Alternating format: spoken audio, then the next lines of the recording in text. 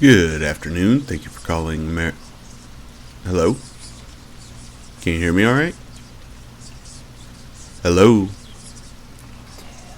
If you can hear me, I can't hear you.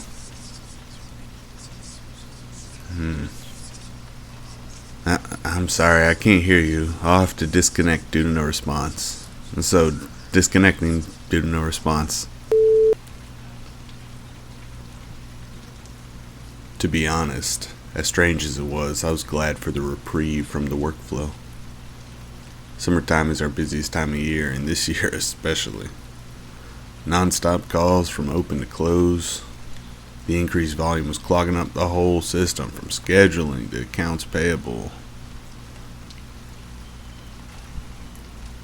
I changed myself from inbound to outbound and went to my call log. They must have been in queue for a couple hours at that point, so I was going to go ahead and call them back. Pulling up the log, though, I see the most recent entries just blank. No number, no recording to play back, no timestamps, just blank. I snipped it and sent it to my soup, just in case QA came across it. Tech issues aren't uncommon, so I prepared myself for the last stretch of the night and hopped back into the queue for the next call. I had been hoping to hear that call back, though. I could have sworn I heard my name on the other end.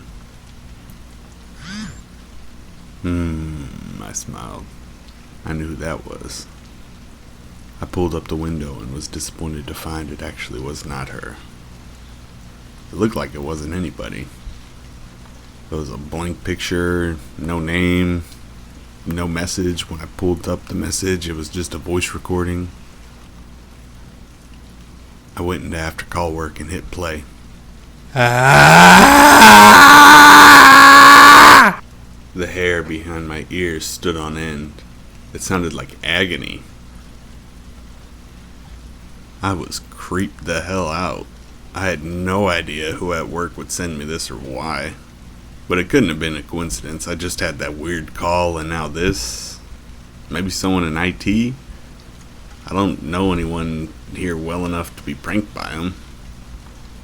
The only thing I could think to do was pass it on to my supervisor, but as weird as it was, it seemed like more of a hassle to raise concern and follow up on what was essentially nothing happening. I did have to tell Ash, though. I pulled up our chat and sent her a message. Ashley? How's everything going over there? Less than an hour left. It's been a weird one today. I got a Teams message from someone with just an audio recording, no text, no picture, no name. Really? Send it over. I snipped the window and sent the screenshot to her. I scrolled up and read our previous messages and felt warmth and terror. Such a longing for, and such a fear of. Before I sent it over to her, I let her know that it was a little disturbing to turn the volume down. The queue finally started winding down in the last 15 minutes. I was able to start decompressing from the day. I went back and listened to the recording again. It was so much more vivid than I remember. The whispering was louder, the screaming was closer than I thought. Something about the recording was pulling at my attention. I was bordering recognition. I couldn't quite put my finger on it. The creep traced down my spine all the same. I didn't hear from Ash what she thought about the recording before the shift ended, but I also knew that however busy I was, she was doubly so. As soon as I closed the programs on the work computer, I was out of my chair, spirits poured, smoke rolling. The moon sat over the tree line and bathed the field around me in a pale silver. After some time, the booze and the smoke had me impossibly far away. When my phone vibrated, pulling me back into the moment. I looked down and saw the time was 3 a.m. The witching hour. There was no new message. I was ready to pay it no mind as the spirit on my hand was clawing at me. Phone vibrated against my leg again. I knew I didn't imagine that one. Still, no notification. I opened my messages anyway, and sure enough, there was a new message that wasn't showing as unread. It also wasn't showing a name or number. Just blank. A cold wisp of air trickled down my neck. Playing a joke on a coworker on the clock is one thing. This was not that. I opened the message and saw there was no text. No anything. Just a blank chat bubble. I took a deep drink from my can, annoyed. I hopped right in with, "What the fuck are you thinking? I wonder how funny you'll find this when you can't hide behind your screen. Do you think they won't be able to see you sent that voice message in Teams chat?" After a few minutes, there was still no response, of course. I took another drink to undo the windings I had just made to myself. I opened my eyes, surprised they were even bothering to text back at this point. I knew they were just poking to be annoying, but I felt like blowing off some steam either way. All that steam fizzled right out when I saw the sender. It was Ash, and she had sent a voice message. I couldn't help feeling the rush.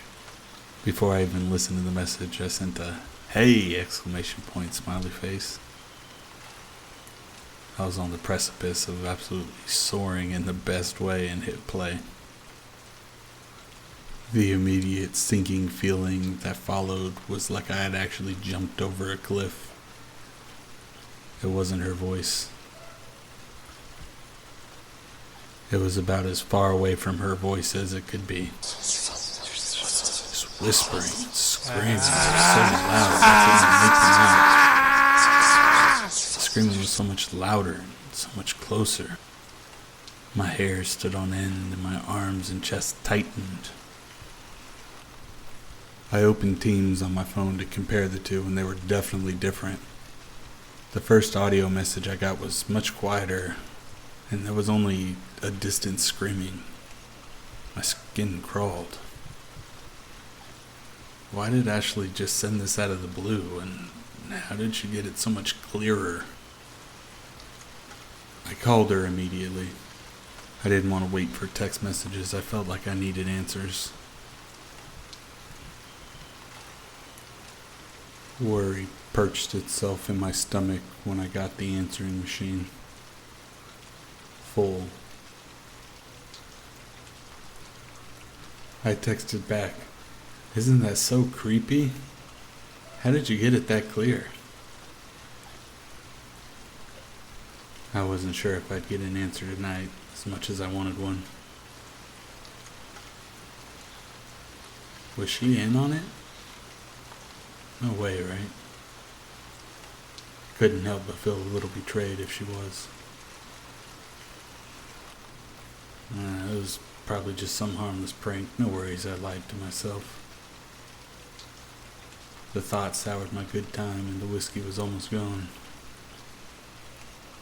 A chill wind ribboned its way across my back, down my arms, around my legs, caressing me on its way by. In the shiver that followed, I heard a scream off in the distance. It was gone just as quick as the chill, but so was my nerve. I took the last swallow and snuffed out the smoke. Seemed like the right time for bed. A shock traced my veins. I didn't have to look to know who it was. I pressed accept and put the phone to my ear. "Listen, I get it. You have access to the works contacts list. It's not impressive. Fuck off." I heard myself saying this from the other end of the line off in the distance. It was hard to make out. The whispering was so damn loud, it felt like a deluge from the speaker. I held the phone away from my ear and turned the volume down. It didn't seem to do anything but raise my anger. I was about to snarl into my phone when the whisper suddenly stopped.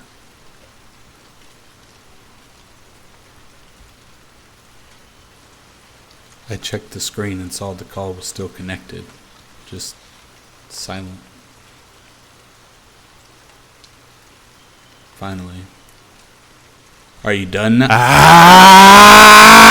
Go fuck yourself. I jumped up as I hung up the phone in a panic. My skin creeped at the clarity of which I heard myself on the other end of the line. It sounded like me, not my voice, not the same line played back. It sounded like me. I could hear the distance between the phone and my voice. I activated the flashlight on my phone to reveal exactly what should have been in the yard around me. Nothing. Nobody. I hated to admit it, but this guy was actually getting to me. Getting Ash involved, sound editing software that adds depth to the audio it just received, even good timing on that scream. I collected my empty cans and headed inside, turning off the phone for the night. I didn't see a way of getting back at them tonight and didn't want to play ball anymore either. The cool chill in the air outside seemed to be waiting for me when I came in, sending my hair standing all down my back. I tossed all the cans in the trash and headed for the bedroom. I was half drunk, half stoned, half pissed, and fully pooped. I plugged my phone into the charger next to my bed, being sure to double check it was turned off, and saw that it was indeed. There was still one call I was willing to answer right now, though. Mother Nature's. One last trip to the head was all I had left in me. I didn't bother closing the door, took care of business, and practically teleported under the blanket. I should have checked the thermostat. I keep it at a nice 70 unless we're in the heat of summer or chill of winter, but it was damn chilly. It's the tail end of a hot summer. If anything, it should be a bit warm in here. I wasn't going to worry about it tonight. It was cozy enough under the blanket and I was heating up already. The goosebumps remained, though. There was no thought after that, just darkness.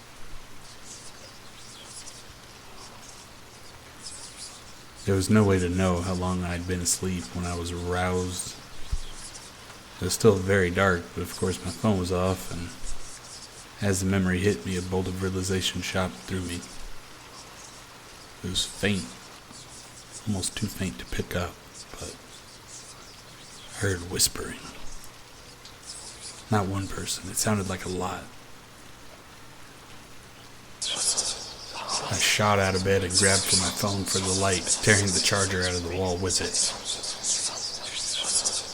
Of course, turning the phone back on felt like an eternity as my muscle memory took over on my way to the light switch. I flicked it up. Nothing. I flicked it up and down, faster and faster, realizing there was no light coming. I pressed and held the power button on my phone, but still it never came to life.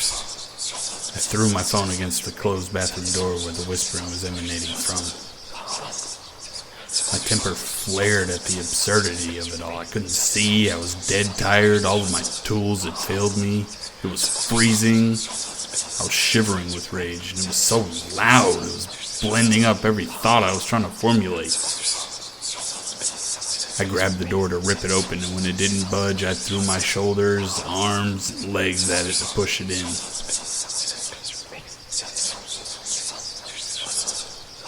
This was not a fully wooden door. I was more than confident I could tear it off its hinges if I needed to. Nothing was making any sense. Power outages and overcooling ACs might be possible, but this door feeling as solid as stone was not possible. My mind was melting at the whispering, and anytime I tried to latch on to what was being said by any one voice, it felt like a paper cut to my brain. I ran to leave the room, hell, the whole house. I'd leave this planet if it would stop the voices ripping in my head. I crashed into the door and was thrown directly onto my ass. I'd never been hit like that before in my life. My right side was completely numb from the impact, and my left side was jelly. I was losing myself to the agony in my brain and my body. Whatever thoughts I'd hoped to have were just shreds in the moment. The instincts that had been animating me had absolutely abandoned me. My body couldn't move, even if I had the will to do so. It must be how an animal feels. To have no thoughts of oneself, just existing in the moment of experience from second to second. Just a single moment of experience that goes and goes. The bathroom door creaked open as the musings of a broken mind fizzled their way out. The whispering that had been so mind-numbingly loud ceased at the creak.